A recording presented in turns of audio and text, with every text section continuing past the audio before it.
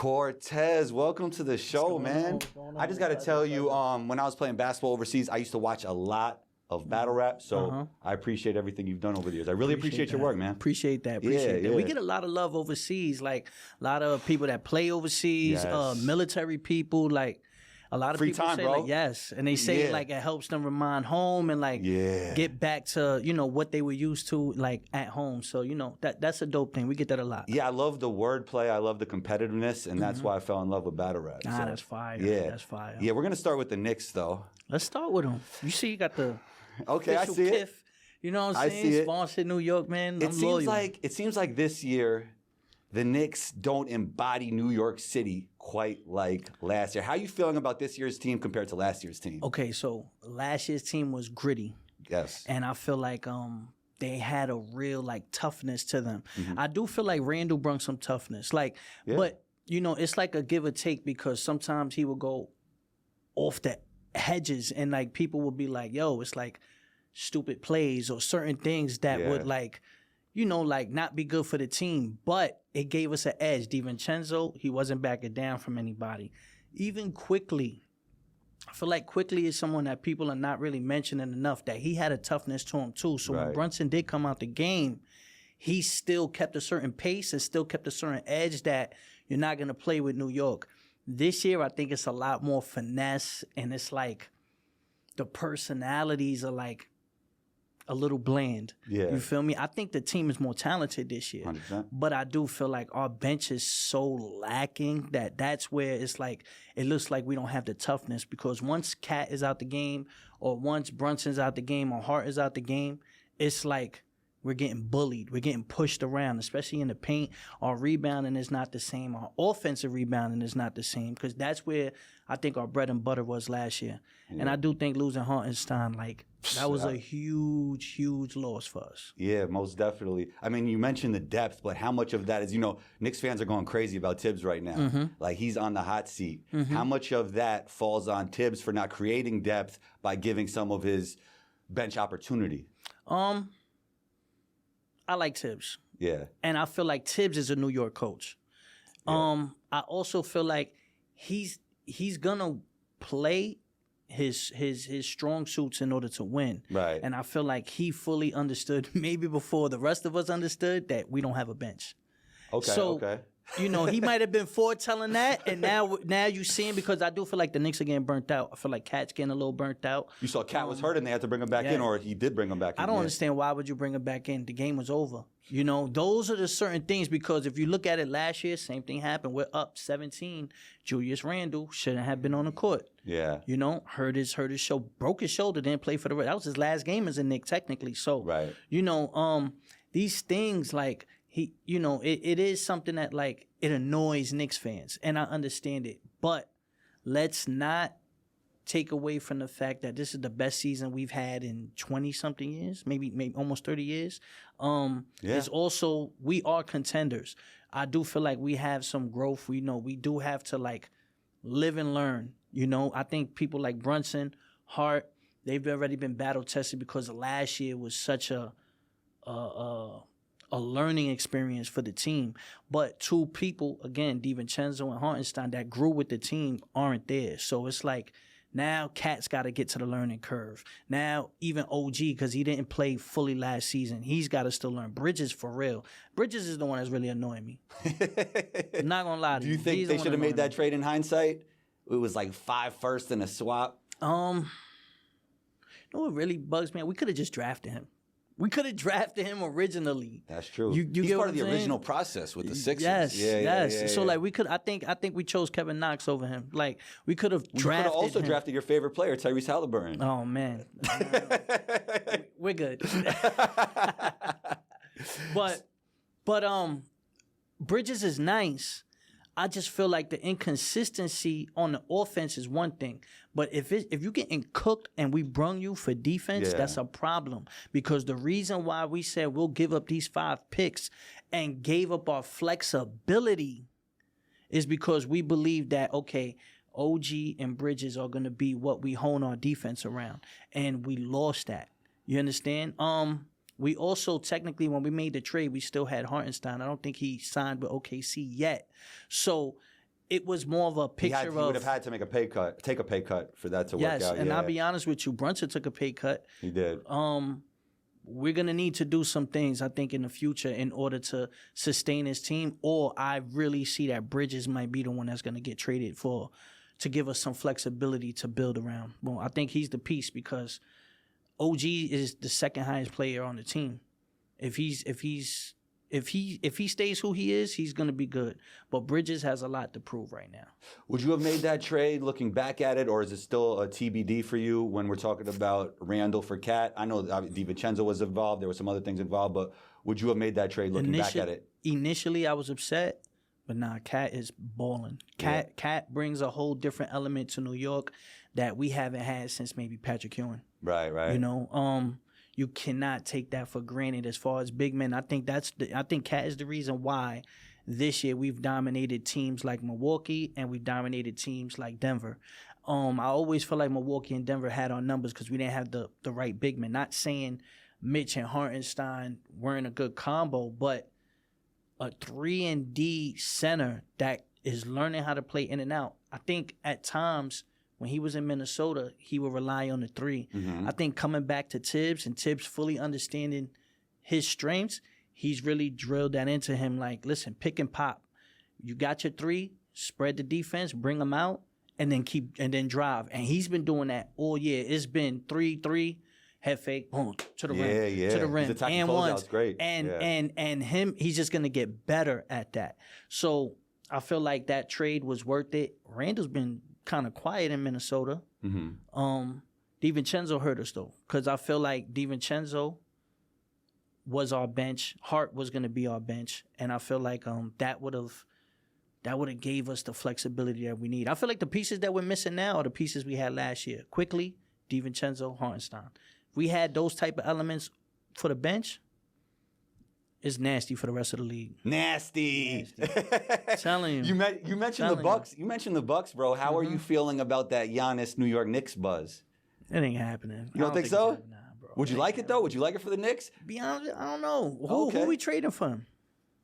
Well, you giving up Cat for Giannis?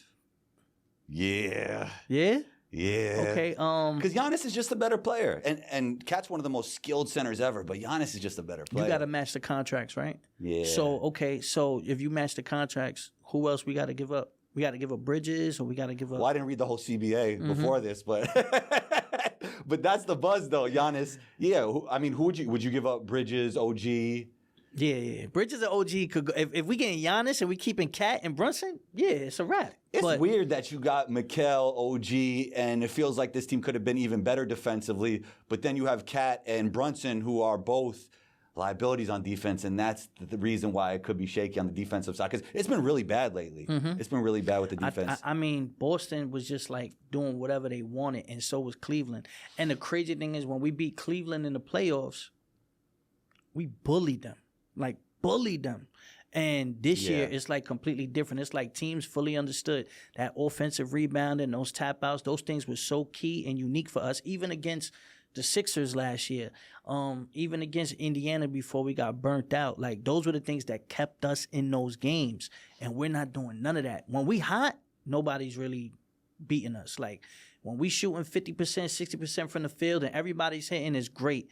But those nights where, like, you have to depend on the defense and it's like a grit and grind game, we're having those type of games against teams like the Wizards and teams like the Nets, and we're barely winning those games. I think who we just beat? We beat Philly the other day, same way. It's like, bro. But it was a struggle, no Embiid. Yeah, exactly. And it's like, we didn't have Cat either, but still, it's like those grit and grind games is the games where Brunson's got to be like, all right, man, clear out, man. I'm not taking this loss.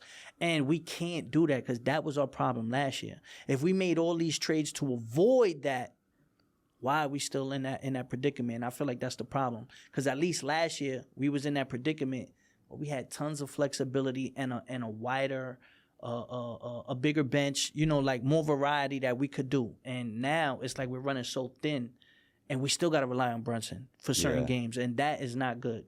Brunson's small, and any injury, knock on wood, anything like that. No, and really, there's been a lot of injuries this year too. Yeah. So putting that pressure on him, Tibbs playing these guys high minutes, at any point it could all come crashing down, and you have to be able to foresee that and move meticulously. And I feel like that's what Knicks fans are scared of more, because our heartbreak and our bad luck is like we sit in like, yo, a torn ACL or a bad back or a shoulder is all that's going to do to kill this whole movement. And I also feel Knicks fans are looking at Mitch like he's a savior. Like, I feel like they're talking about Patrick. That's a lot of pressure. Yo, I feel like they're talking about Patrick Ewing 2.0 when they're talking about Mitch coming back. Obviously, he fills a lot of gaps for them, but do you think he changes that much, especially with a team like the Celtics with 5-out spacing? Do you?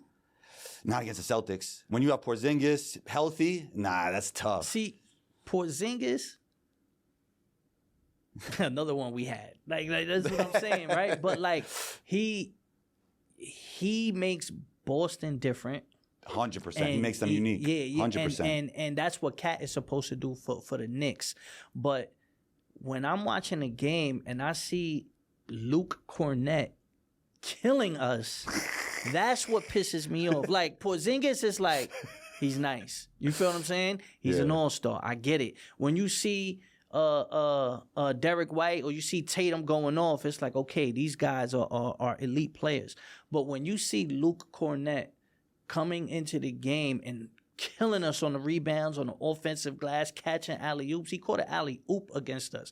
That pisses me off. Like, that should not be happening. Throw him to the floor. Like, we got to get some type of toughness. We got to gain some technicals. I think Josh Hart's the only one that's getting technicals. I think the rest of the team don't even have techs like that. Like, nah, we gotta get tough, I don't know what we got to do. We got to get into a fight, something. Get some suspensions.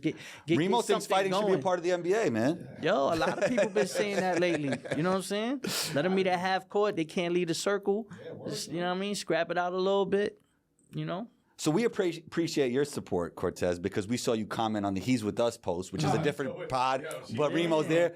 We got to post. I was disrespecting. Yeah. They was talking crazy. We got a post that's kind of going viral. But Cade is playing at an MVP level, and he's doing more with less than Jalen. Yes. MVP level? You see what he's doing with the Pistons?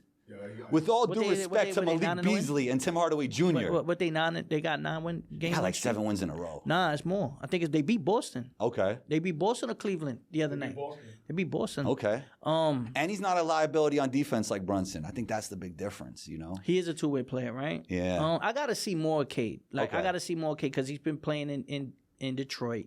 Yeah, he's nice. I don't see. I gotta really see his games, like to really see. I know his numbers. You saw him come into the Garden. No. Beat the Knicks twice. Yeah. You know what I mean? But I think it was more Beasley. But even those games, he was I feel like even those games, it's like we should not be losing those games.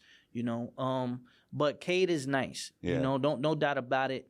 Since I had that comment and we had that conversation, I really did look into it and I was like, yo, they got something going in there. They building, especially from last year, how they playing now. Right. Well, last year they lost like 26 in a row. 26 in a row. That was crazy. Yeah. You know how many parlays I had the easy. Oh yeah, they're taking an L. I'm going to under on them all season. Well, use code COMBO on Prize Picks and you get 50% off. Oh yeah. Right? Oh yeah. Okay. I got to sign up for Prize Picks actually. Yeah, What'd you say? I got to sign up for Prize Picks. Yeah, definitely. Use code COMBO. Yeah. I got you. So Anthony Edwards recently came out and said he doesn't want to be the face of the NBA. And how do you feel about that? But not only that, it feels like there isn't a face for the NBA right now, unless you're looking at LeBron and Steph still, who are probably going to retire soon. What are your thoughts on the next face of the NBA? Why'd he get number 23 then? Like, why'd you get number 23? He plays like Jordan, and I feel like that's why they gravitated towards making him the face of the NBA. But if you really want to be honest, it's because they don't want John Morant to be the face of the NBA. So once Ja was out the picture, they had to look for another player. And they was like, all right, we're going to go to Anthony Edwards. Anthony Edwards last year, he elevated his game to be one of those guys. But the off the court things, the drama that he has off the court, how he handles it, how you read these text messages that get leaked and how he moves, you could tell he's not all the way mature enough to be the face of the NBA. He did the Adidas commercial when he came at Melo. You know, he was a little salty at Melo in the commercial. You know, the off the court stuff. You know, listen, we live a certain lifestyle. You know, a lot of women come around and stuff. But being the face of the NBA, I think LeBron set the bar with that, where it's like a clean slate. You gotta be able to move a certain way. And I don't know if he's mature enough to be the face of the NBA like that yet. To be honest with you, his game is there, but I don't know. I just feel like they always trying to throw like a certain title and like just crown these guys. And I feel like that's a big problem with sports media, you know, like trying to make these guys something that they're not. Well, because it's a cycle. You have to have something. That's what it is. Do you have to? Do you have to? Like people say LeBron was really the face of the NBA, but the Warriors were the teams, was the dynasty during and before that, it was the Spurs. Like LeBron's era, Kobe was still in the league. The Spurs were the Spurs. Detroit was who they were at the time. Then you go further. Then he joined Miami, but Dallas beat him. Dirk was still in the league. You know, you still had the Spurs and OKC was on their way up. You know, you had Golden State. Like it's always gonna be a variety. I feel like a variety is much better than just having one face. Like when Jordan was in the league, he was the face, but there was still a whole bunch of players. Before Jordan, you had Bird and Magic. I like it more with variety. I don't want the league to just have one person. You need variety. You need the yin and the yang. You need the Bird, Magic, Curry, LeBron, Kobe, Iverson. You need those. You need it. You know? It's kind of like the beginning of URL, right? Yeah. There was a lot of different faces. A lot of different faces. Like, you know, I feel blessed enough to be a part of. I think my class is the greatest class. We're the 96 draft. You know what I'm saying? The 2004 draft. Like, that year that all of us came out, we took it to another level. And that's the same thing with the NBA. It's like you got to have certain players that give you everything, you know? And I don't feel like Anthony Edwards alone, especially playing in Minnesota. Not to say it like that, but playing in Minnesota, I don't know if you're really going to be the face of the league staying there in that market. Do you feel like it's a little different now because of social media? Like anybody could be in the forefront now. Back in the day, it was like, yeah, you had to be in New York or LA. I feel like it's a little different because of social media and also because let's just keep it real, bro. There's a lot of international players, and the internet and the rest of the world is caught up to the USA as far as basketball wise. You played overseas, right? Yeah. So I'm pretty sure you're able to see the game differently 100%. And see the advancements from all over and be able to say, yo, you know what? Maybe it's a global sport now. So making the face of the NBA I won't say local, but it's like, okay, you're making it from the USA when it's a global sport now is like small-minded. Make global names. Make Luka, Giannis, or Jokic or something and expand the market more. That's what the NBA is trying to do anyway. Embrace it. Yeah. We got multiple faces, multiple flags behind them, you know, like feel like that'll take it to the next level. As one of the faces of URL, I want you to hear my take on when battle rap fell off a little bit. I don't even know if you feel like it fell off a little bit, but to me, I told you I was watching a lot of battles overseas, and then when I got back home, they switched it behind a paywall, and to me, that's when things started going downhill. Is that fair? The app, and kudos to them because everybody wants to make their money, right? All right. So it's a gift and a curse. When URL created the app, it was supposed to bring a lot more money to us that was already battling for such a long time, but we weren't at a certain tax bracket. We wasn't in a certain, you know, like we wasn't making good money, but I don't think it was life-changing money where we would be good for the rest of our lives, you know. The thing that I think it took away from is who's influence, like who's influential. If I go and negotiate for a battle and I sit there and say my battle is averaging 2 million views every time I get on here. Okay, so now how much does that generate as far as YouTube? How much? They're not going to tell you the information, right? No. Yeah. But now, right, it's harder. But we was able to. You're able to figure certain things out, right? when it's right. Public like that. Also, you know, certain things were starting to come into play as far as asking about publishing, asking about royalties. You know, these things were going to start becoming questions because someone like me, for instance, I can only speak about me. I have over 30 battles on URL. I have over 20 or maybe 30 battles on King of the Dot. So if I have a catalog, it's like an artist that has a catalog that has 6, 7 albums. That means they're going to eat off their residuals and the royalties from all the work that they've amassed over time. As far as battle rap goes, no, we're getting paid one time for that one performance. I can never rap that verse again. I can never repeat those bars again. It's just a one-time. Unless you're T-Rex. Yeah, unless you Rex. But you know what I'm saying? And they killed them for it too. It's like, but on a bigger scale, it's like, how do we, like, am I going to always have to battle for the rest of my life? No. So now those questions start arising. So now they go behind the paywall. Now it's even more hidden what your value is. And now it's at the point where a lot of the new guys, they're getting lit off of URL. People from my class got lit with URL or helped URL get lit. So it's a different negotiation standpoint when URL can't say we made you. Mm-hmm. They can say to someone else, we made you. We gave you the exposure. Right. So you're going to stay here. And then if we can't like negotiate that, then eventually we fade out and we get pushed away. You know what I mean? Then they sit there saying, we're going to go with the newer talent. We're going to go with the younger guys. And then they trying to make them stars. And I feel like they haven't made them stars. I think Geechee, Twerk, I don't know, Easy, and that was it. And that's already, Easy's been battling over 6-7 years. Twerk, I battled Twerk in 2017. And Easy, he didn't do a lot of URL, right? Or did he? Nah, but I gave him his first headline myself. Okay. So, and that was in 2020. So already that's 5 years ago.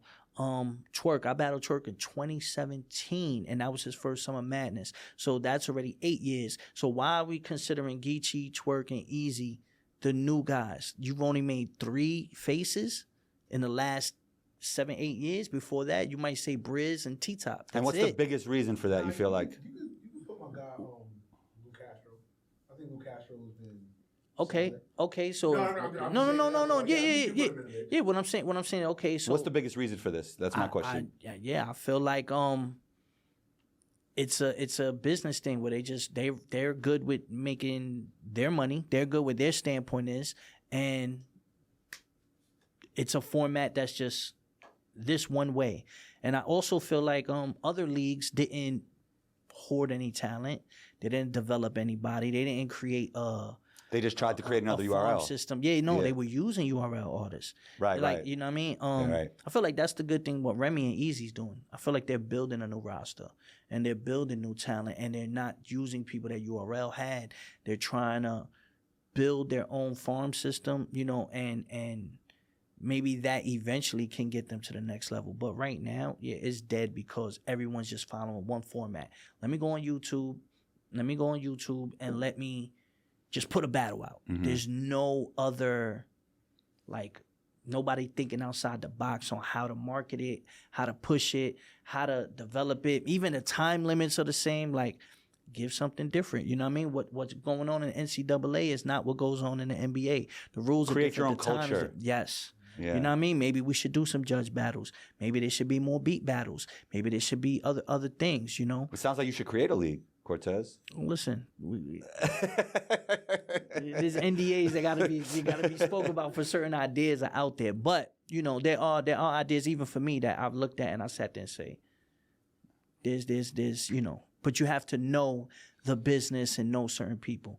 Another league that's doing anything, I think they developing a good rosters like iBattle. They're smaller. They have an app also, but they've also built their own community. Right. Battlers, their chats, their spaces, it's all of the community, but they got some good talent there too. And they're honing their talent a certain way and then pushing them to bigger stages. So, there are some people, but it's not big enough yet. And I feel like that's why battle rap is dying. Are there any topics that should be off limits when it comes to battle rap? Listen, if you're going to say something, stand on business. I just don't like when, if you're going to say something, you're going to go there. I'm from the era where it could go down. It really can go down if you say something, but you got to stand on business and be about your word. And that's rap in general. And I feel like some dudes now, they just think that they can say certain things and there won't be no consequences. No, there's consequences for anything that you put out. You put out that energy, that's life, that's karma, that's everything. What you give is what you put out there is what's going to come back to you. So stand on business. If you stand on business and, yeah, I said that. All right, cool. But if you say this, and then somebody feels away and then, oh, but why you, it's just rap. Well, that's the question, though. Is it more wrestling or is it more real life? That depends on the battler. I honestly think it depends on the battle. I feel like my most viral clip is for telling somebody he's the reason why his man is dead because he taught him how to get, high and stuff. Right? That's crazy. I didn't go viral because I was trying to go viral. I went viral because I felt like it was an interesting, real topic that could be addressed. And I felt like I did it in a tasteful way, but also in a real sense. But don't get it twisted. When I went into that battle and I seen fucking Holohan and Pat Stay, I watched a little Holohan recently. 250 pounds, solid on roids, standing there 6'4", and I'm sitting there like 190, by myself in Canada. I'm sitting here like, it might go down, but I'm gonna stand on business. This is where I'm from, but I'm from a different culture. I've done battle before in barbershops, in the projects, in the hood. So, dudes put their gun on the table, boom, yeah. So what you were saying, yeah, rapping. I'm from a different element of that.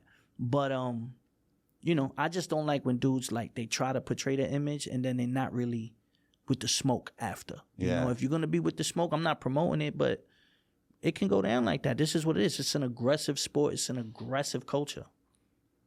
When do you feel like you turned pro in battle rap? When was that moment? Like, okay, I'm a true professional now. I think when I got on television. I think, probably when I did Total Slaughter, I realized, there's a million battle rappers. I might be in the top 20 of, people that can make money in this culture, And that's very, very, unique. What they say is 400 NBA players in the league, and and they look at that as small. So if you look at battle, there's thousands of battle rappers. Not to interject, was that the time when Button went against Hollow? Yeah.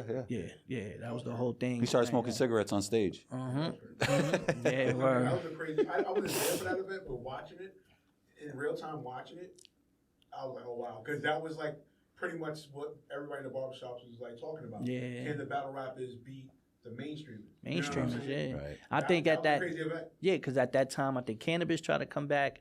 Cassidy made his first appearance back, Joe Buttons. So it was starting to get to a point where okay, these are real conversations. And then we were getting love from the industry at the time. The first major person to follow me was Joe Buttons. Then Lloyd Banks, then Tony Yayo, then, I start getting recognized by certain people like Shaquille O'Neal, Genuine. They're fans of the work. Yeah. And then I realized okay, this is bigger than what it is, and that really allowed me to realize this is a profession. Yeah. I wish I would have took it more serious back then. I wish I would have took it more serious back then. But when you're young and you're in the moment, I'm just rapping and I'm not really thinking about the business, which is I feel like now that I'm okay. I know I'm established. I know where I'm at as far as the culture, Hall of Fame, legend, whatever people is.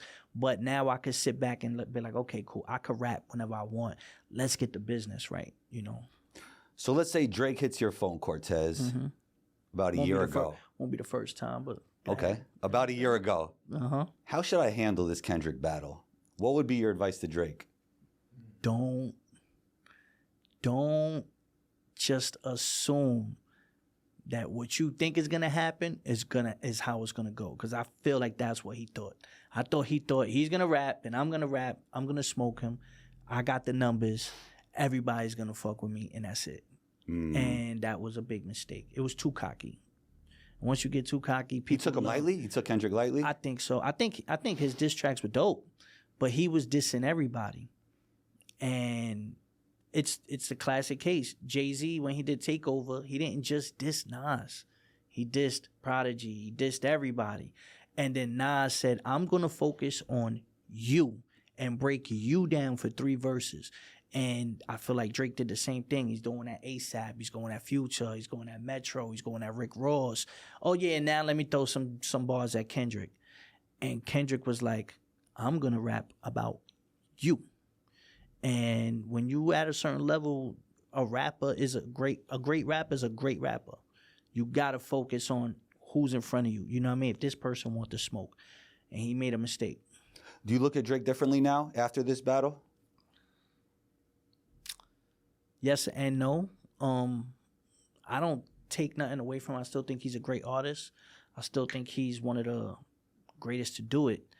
I feel like how he handled it was weak.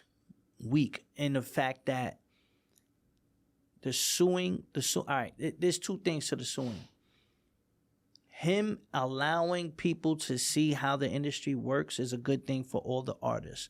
Like, if you're saying like, yo, me suing is going to expose what they really do, how they suppress algorithms, how they'll push my album and make sure your album doesn't get pushed, and how not just the labels, but the DSPs can control your success and your momentum, is a huge thing that needs to be addressed, because I don't even think labels move as labels anymore. They move as tech companies now. So exposing that and letting people know like, yo, it's bigger than rap, which you always hear that term, but now it's really like that. It's bigger than rap. You know, how they can manipulate, how they can sit there and negotiate. Yo, look, we're going to license this record, not like us, but how we're going to license it, we're going to give it to you for 30% off. Use it on all your Prize Pick promotions for the next 30 days. That's going to push a record to be all over the place. And you're negotiating my percentages on my licensing. That's crazy. I don't have no say in that because they have their own deals. You know what I mean? So, and you don't know what the price of a stream is. You don't know what your value. Before you could sell a CD and be like, this CD is $10.99. You understand? You're going to get this percentage. The distributor's going to get this. The label's going to get this. You're the artist. You might get paid last, but you're going to get this off every unit sold. You can't determine that no more. So Drake doing that is cool. Like, okay, I'm with that. Yeah, I want to know the information. But you're only doing it because you're losing. And that's corny, because you was doing it to everybody else. You was doing it to Meek. You was doing it to Pusha. And you kept quiet about it and was like, this ain't for y'all to know. This as long as I know. You understand? You bailed out on Jay-Z when Jay-Z tried to do the title deal and get all the artists to band together, because Jay-Z actually seen that coming and was like, yo, this is not right. We need to stick together. I'm going to endorse this DSP. Let's work with them. And then at the last minute, Drake was the only one that went behind their back and did a deal with Apple. Yeah. You understand? So you've shown that it's really just about you. And now that you're losing, now you're going to use this as your trump card. Like, yo, I'm going to put y'all on to what's going on. It's kind of corny. Yeah. You feel what I'm saying? I see what you're saying. And you're only doing that because you feel like you taking an L and you salty that you didn't think they would do it to you. You thought they would always ride with you. So now when you sit there and be like, oh, y'all doing this to me now? Because y'all don't want to y'all don't want to re-up on my deal? Oh, no, I'm exposing it. It's bigger than Nino Brown. It's crazy. You feel what I'm saying? Yeah. It's crazy. So I look at it as corny. Like, I get it, but I get it on the business end. But as far as just a man and like standing on principles, you doing it for the wrong reasons. Don't make yourself a martyr. Like, oh yeah, I'm doing this to help the rest of the culture. Nah, you doing it because you lost and you salty. Is it fair to say that Kendrick used Drake's own formula against him? I'm thinking about back to back. I'm thinking about making a diss record. Making a hit record. A hit. That's a diss record. Yeah. I don't know if he intended. Because from what I heard, that's one of the biggest records in a while. Yeah. And what I heard is that he had tons of other records. Like, he clipped up for Drake. You understand? So it was like, all right, if this don't work, I'm gonna have something else. And I feel like Drake was just like on some, yo, you know what I'm saying? Like, I'm swagging, I'm doing this, and it's like, nah, bro, you're gonna have to think outside the box a little bit and really put the pen to the pad, And that's why I feel like he really messed up. Do you feel like Drake is still here? He has to make a comeback. You hear some people say he's done. You hear some people say it's Drake. All he has to do is make a hit. I don't think he's done. I do think all he has to do is make a hit. He just dropped an album, you know? Yeah, but that was like, I think that was just like something to like tease the public. And it was like the collab with Party. It was more or less like. I'm not thinking about Kendrick? You think that was some of it? Nah, I think it's more like maybe I'm trying to get out of my deal and I got to put out a couple more projects. So you know what? Let me throw this out there. Okay. You know what I mean? Because I feel like some of the tracks were throwaways. I feel like he had maybe like 4 or 5 dope records on there. But I feel like a lot of the tracks were throwaways, and it's probably him just saying, yo, I got to get out this deal. If y'all not going to give me the re-up money and y'all not going to give me what I want, I'm just going to give y'all, submit as many albums that I can to get out this deal and go independent. If he goes independent, I feel like he's going to get his bag. Do you feel like rappers even have to make music in 2025? Because I see people who present themselves as rappers, but then you look on the Apple Music app and you don't see a song since like 2021. I feel like rappers aren't being invested in. The ones that are really rappers, they're not being invested in anyway. I feel like people are investing in a lifestyle, or they're investing in a brand, and then trying to say, well, rap too. Like, oh, you rap too? Okay, cool. Let's put something out. Let's make some money there. But then we can make money on everything else across the board. If you're making clothes, we'll get you a collab with Nike. What we're gonna do is, you're gonna do a collab with this clothing brand, you know, and we're gonna line you with these things, and then just try to market you as a brand. You're basically gonna be a walking billboard. You understand? And I get it, but I feel like now it's at a point where people are sitting there saying, well, where's the music? Where's the, you know, like music is not the same. You hear that a lot. Music, not just rap, but music is not the same. And that's why I feel like... Well, isn't that how you could differentiate yourself from somebody else? Just make a lot of like good music consistently? Like I feel like Russ did that. I feel like Benny did it. Like they consistently made music over the course of time. They making good music, but because the algorithm is being controlled, right, things are going to be suppressed. Right. Because you'll see, Benny. Shout out to Benny. Shout out to Griselda. Shout out to Russ. Yeah. But another artist could just come out of nowhere and really do more numbers than them, and even if they're not consistent. Yeah, and that's because they're pushing what they want to put on in front of you. You understand? How many times have you heard about an artist? Never really heard their music, right? You heard about them, then something pops up. And then you be like, oh, whose song is that? And then when you go Google it, oh, I heard of this person. That happens all the time. And you be like, oh, I heard this guy. I didn't know he made music. I just heard the name, you know? And that's what it is. They're just pushing people, putting them in place and being like, yo, this is a chess piece. We're going to put this rook right here. We're going to put this bishop right here. The queen's going to move here. And this is how it's going to go. It's not where it's just like survival of the fittest. It's not about who's more talented. It's about who's in position to push the agenda that they want to push. Going into a battle, do you feel just as hungry as you did when you first started?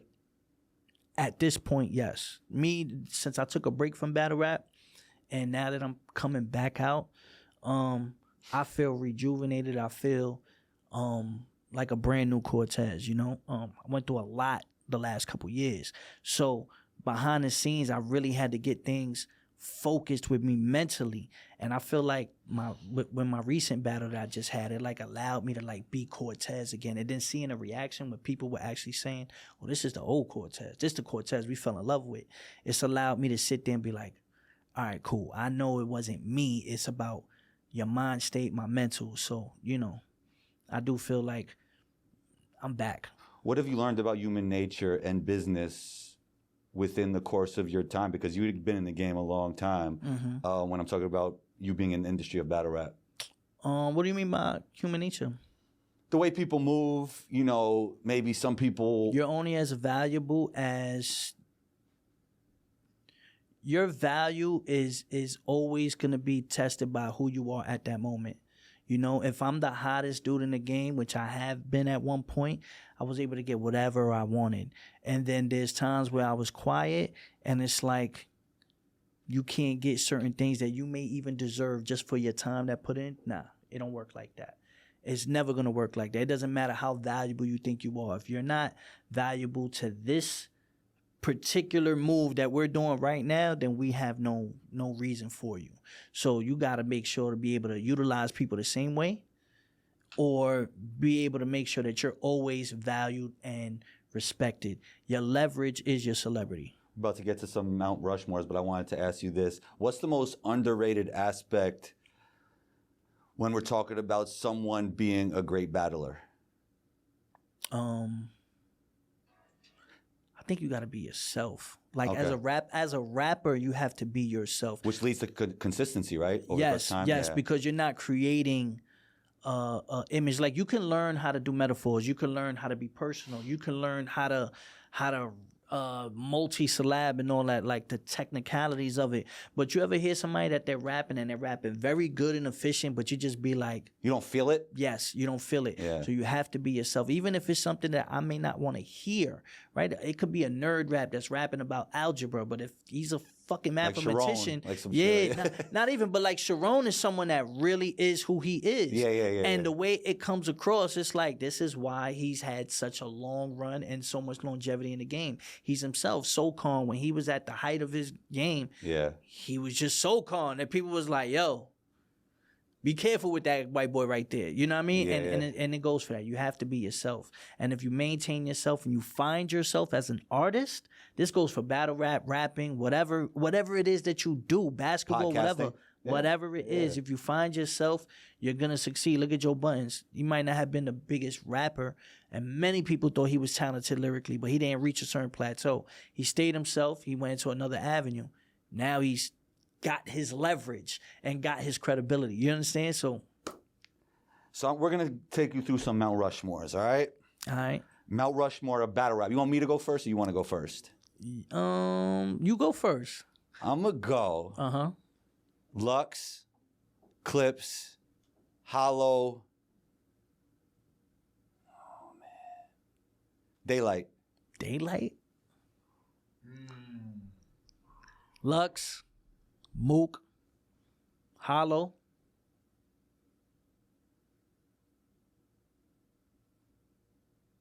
Rex. Not yourself? Nah, that would be corny. I can't put myself in there. Rex over Hawk? Wait, Rex Rex is over not better Hoffa? than Clips. I have my issues with Clips. His inconsistencies. Like I feel like Clips probably is the biggest. And also what he potential. did to Rex? Yeah.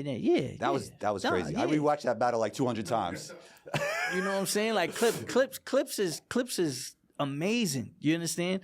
But I just feel like Clips at certain times it was just like I ain't gonna lie. Maybe it's because I've been near him writing rhymes, like literally chilling with him, staying at his crib. It becomes so effortless that sometimes he be like, man, I'll get to it later. And I'll be like, yo, Clips. And meanwhile, people like Lux, Mook, you know, I've seen them like take it serious and not play with the opportunities. You understand? All of us have been tired or took a How battle long does it for take money. you to prepare 3 rounds, 3 minutes? He'll tell you, I've put together 3 rounds, 3 material in like 2-3 days before. But I'm not saying that's like A1 Cortez. That's 9 minutes of material, writing, memorizing, performing. But if you're talking about like you want A1 Cortez, give me 3 weeks to a month. I'm gonna write some of the best stuff you'll ever hear. I was reading the Rick Rubin book, and he was saying sometimes your best work comes in a short amount of time, and sometimes your best work comes in a long amount of time. And it's no like set formula. It's more or less got to be about your focus. Like there's been times where I hit a streak or a thing, and I was able to pen together 3 rounds or like write so much material in one night that like everything is just flowing to me. And then I counted. I'll be like, damn, I got 7 minutes of material. All I need is 2 more minutes. Like, all right, you know what I mean? So, you know, it just happens that way. How do you feel when somebody cuts time on somebody? Pisses me off. Pisses me unless they're whack. If it's whack, yeah, cut them off. Yeah. Clip them. Because you messed up the whole battle, right? Yeah, exactly. You know? Mount Rushmore of rappers. Of rappers? Mine's Hove, Big,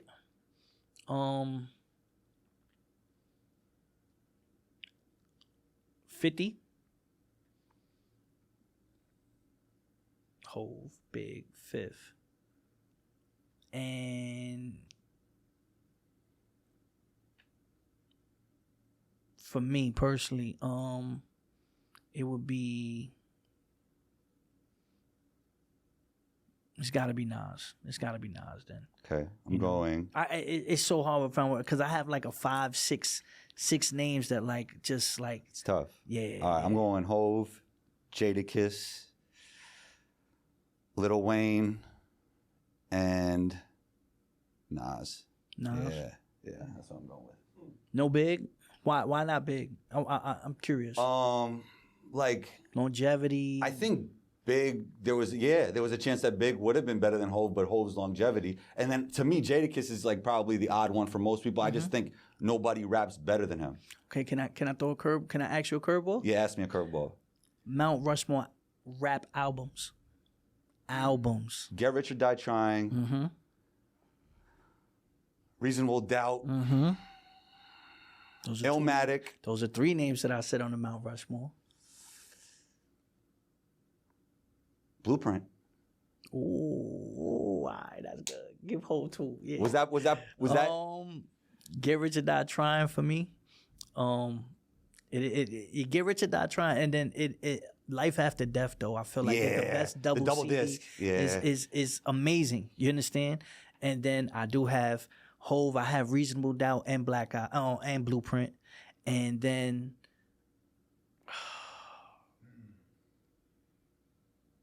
Well, that's 2. I know. That's what I'm saying. That's what I'm saying because I do feel Hov has 2 perfect albums, and I do feel like Nas has 2 perfect albums. Illmatic and Stillmatic. You know what I mean? I feel like they both have like 2 perfect albums. So it's like it really like it messes with me. You know what I'm saying? What's the most underrated album in rap history? I'm going with Burden of Proof. Burden of Proof? Why? Benny. Why? I just always go back to it. I think it's fire. Mm-hmm. Yeah. Underrated like classic? Not only that, but something you always go to that others might not, and you feel is a classic. Yeah. That's a great question. Because there's a couple albums like that. Recently, I'm not going to say this is the one, but recently, Nas's KD3, that album is amazing. And it's like 20-something. His longevity is crazy on the low. But KD3, I feel like it's really like crazy. Like it's up there with me with Nas's albums. But as far as an album that I go back to, it's not even an album. It's a mixtape that I go back to, and it's Mood Music 2, Joe Buttons, right? And as far as album wise, that I could always go back to is the Eminem Show. Oh, that's fire. Yeah. The Eminem Show.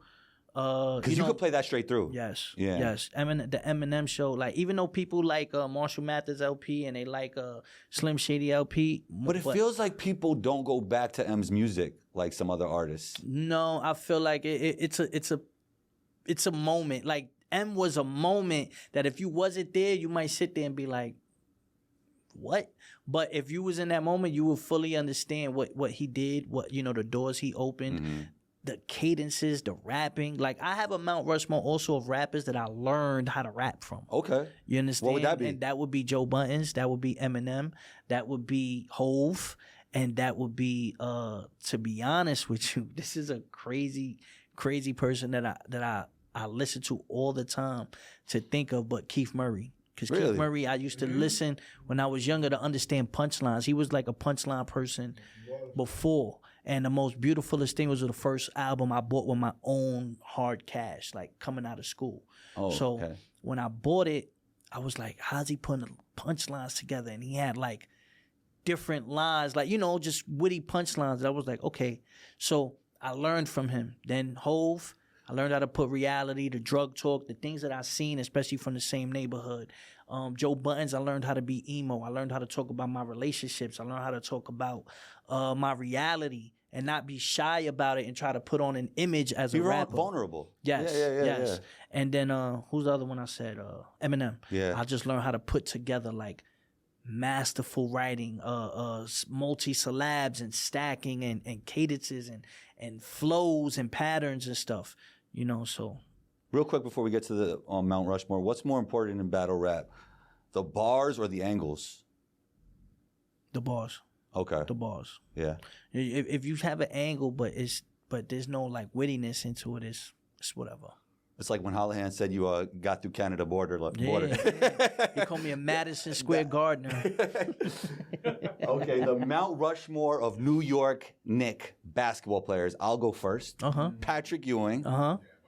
Walt Frazier. Bernard King and Carmelo Anthony. Yo, my guy. Yeah, come That's on, my man. 4. Word? That's my 4. But Brunson is on his way. If Taking out who? Bernard. Come on, no. No. Spreeba? Now you're bugging. Wildin'. You are bugging. You're wildin'. Bro. You're wildin'. He brung a chip. Bro, that's the craziest Wolf Frazier's take. never coming off the Mount Rushmore. He's never coming off Nick Mount That's the Rushmore. craziest take I've ever heard. Yeah. That's a hot take. Hypothetical. You need a mic. If Ewing is in that 99 series, Spree don't get that ring? I don't know. Walt got 2 rings, bro. I understand that. Come on, man. Nah, I do feel like if the Ewing era would have won a ring, Ewing would be the greatest. This is for He's With Us. I'm gonna cook you on He's With Us for this one. Nah, that's all for you. Okay, for you. I respect that. In totality. I respect that. I'm just saying for me. I mean, because we keep underratedly wise, Spreewell's value was crazy. But Spreewell was also valuable because he had Allen Houston. I think it would have to be Melo to answer your question because he's a great player, but the team was never that good. His team was never that good, and he did a lot of his damage in Denver as well. The team wasn't that good around him either, though. The team, but his scoring output during that time, like just in terms of an individual basketball player, he was so dominant when it came to scoring. As a ball player overseas, right? Do you watch like the players back then and watch the players now? Do you feel like there's a difference with certain players that were good back then that wouldn't be able to be good now, or vice versa? Yeah, and I think great's always going to be great. Like the greats will find a way, but there's players that I think every generation gets better. Can you name? Give me 3 players that you feel like would have been better in this generation, and 3 players that wouldn't be who they are if they played in the earlier days, in the 80s and 90s. Pistol Pete would be great in this generation because he was a 3-level scorer. He was ahead of his time. He was so skillful. Larry Bird, even he was great back then, but I think just the way the game looks today, he would be like an even better Luka today. And a third guy that would be better today, let me think. Chris Jackson, Mahmoud Abdul-Rauf. Oh. Yeah, he was ahead of his time. Yeah, Twitch. Yeah, exactly. 3 guys that would be worse? Yeah, that's tough. Who do you think 3 guys that would be worse? K Cunningham. Not every Halliburton, definitely. Tyrese would not. They'd be pushing him around. They would call it travel. He wouldn't be able to get around the picks and all that. Okay, Tyrese. He wouldn't be dominant. Good? Yeah. I don't think. Who's? I don't know. Brunson would be a great '90s player. I think Brunson because even though he was undersized, his footwork, they would have loved him in the '90s. Is good. Yeah. I don't know if. Nah, he still would be. Embiid would still be Embiid. He's just injury prone. Embiid would still be Embiid, I think. Yeah. But maybe it's got to be some big men that I think are not that good. Rudy Gobert. Oh, he would be a bum. He'd be a bum. He'd be Eric Montrose. He'd be Mark Eaton. Remember him from the Jazz? Yes. He definitely go big, get him out of. I hate his game, bro. Yeah. I can't stand his game. Yeah. I don't know. I know those 2 for sure. Halliburton, go big. You don't like Halliburton, bro. Nah, bro. I hate his game, bro. His release, everything. I just feel like it's awkward. Yes. Like, you know what I mean? I don't know. You know who he's like in battle rap? Bill Collector. Wow. You're wild. That's crazy. Tyrese Halliburton is the Bill Collector of the NBA. I can't believe that's even being recorded. Is that fair? Man too. That's crazy. Is that fair? First of all, I like Tyrese's game a lot. Like I think he's great. I loved him since the draft. It's awkward. Disrespecting Bill. No, that's not disrespecting Bill. Disrespecting Bill. I like Halliburton is a bum. No, he's not. Halliburton is a bum. No, he's special, bro. I love Halliburton's game. They're both awkward, but they're both nice. That's a bad analogy. It's a great analogy. No. Awkward but nice. No, that's a combo analogy. Awkward but nice, both of them. Not true? Awkward but nice. Nah. Awkward but nice. But nice is crazy. Bill Clinton's not really awkward. What? No. He's unorthodox. He's unorthodox. Yeah, he's not awkward. I would say that. And I get Tyrese- what you're saying. I get what you're saying there. I get what you're saying You know there. who's awkward? Even though he's still potent as hell, like Daylight's awkward to me. Daylight is No, dead Daylight- nice. And Daylight could hoop. There's certain antics that Daylight would do. Yeah. Like Bill Collector was unorthodox. Like Yeah. the certain things he did, like singing a ballad while battling. That's something different. That's not awkward. Mhm. It was just unorthodox. It's like, all right, bro. I can see the Daylight comparison too, because if you look at Daylight off battle rap, his entire attire. Yeah, and Halliburton dress is so crazy. Like Halliburton comes to the court dressed like if he's like a created player in a video game. Yeah. You can at the moment. All right, but would you say that Tyrese Halliburton's game is unorthodox, but he's nice? Would you agree with that? Yeah. And would you agree that Bill Collector is unorthodox but nice? Right. I'm just saying. I'm just answering the question. Yeah, but you didn't use that until he said unorthodox. You went straight up and said awkward. Bill Collector. What's the bit? Oh, we're doing semantics now. Yeah. Come on, man. That's semantics. That's semantics. You see what I'm saying now? I get what you're saying. Yeah. I get what you're saying. The problem with Cortez I is- just like Bill. I don't like Halliburton. So you know, I'm standing on business. You heard? Yo, Bill, I got you, bro. Don't worry about it. You Shouts to heard? Bill. You're always welcome on the show, Bill. And Tyrese. All right, last one. The Mount Rushmore of the NBA. I would go with. I snatched the All-time? coin from you. You All heard? time? What? All I time? snatched the coin from you like you did. Okay. Go ahead. I got all time. I got Michael Jordan, LeBron James, Kareem Abdul-Jabbar, Larry Bird. Michael Jordan, Kareem Abdul-Jabbar, Kobe Bryant.